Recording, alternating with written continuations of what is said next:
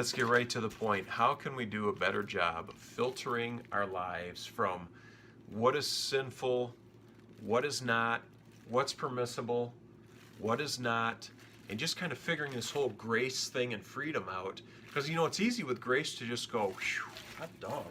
Really don't have any filter left. In fact, Peter and Paul remind us that yes, there's tremendous freedom in our faith, but they give a strong pause at times going, don't let grace be a license just to be flippant with sinful issues and not taking time to pause and seek the Lord on things. One area Paul clearly says the question and answers it is in Romans 6:15. He says this, "What then? Shall we sin because we're not under the law but under grace?" And then he immediately responds with, "By no means, no way." But then you can leave that passage and you read through and you get to Romans 14 and you see this chapter where Paul's just like opening up this huge conversation and issue on disputable matters that people are viewing as sinful, and he's going, no, they're not necessarily sinful. There's a lot of freedom here. And so how do we filter and get through all of that? Well, I have found 3 questions that have helped me a lot figure this out. And they're simply this. I remember them as CMS. And they're this. The first question I ask is, can I? Can I do it? Is it sinful? Yes or no, black and white. God clearly states, no, you can't, or he doesn't. That's filter number 1.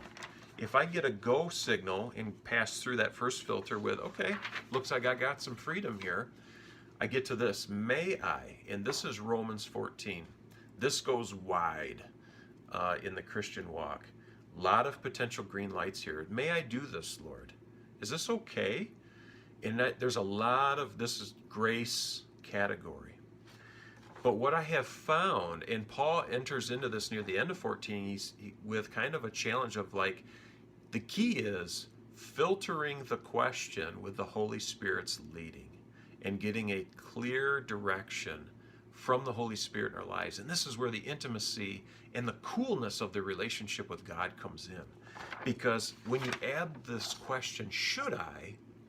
This brings the personal intimacy with God in figuring out an activity or a thing of whether it's is allowable, needs to be filtered, is it still a go, it's a green. And so it's these key questions. May I do it, Lord? Yeah, you probably can, Chad. Okay, but should I? Should I in this season of life? Should I in this moment right now? Should I at this event?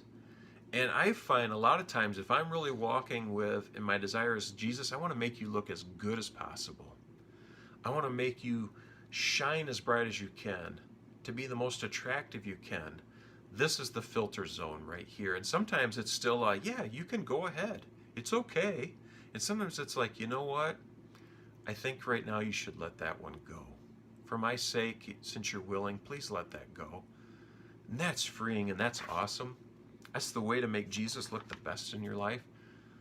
So those 3 questions are good ones, I think, to keep in our heads. Can I? May I? Should I? You will find there is tremendous freedom. It's liberating. And it's the best way to make Jesus look as great as possible in your personal walk as well. We love you guys. See you next time.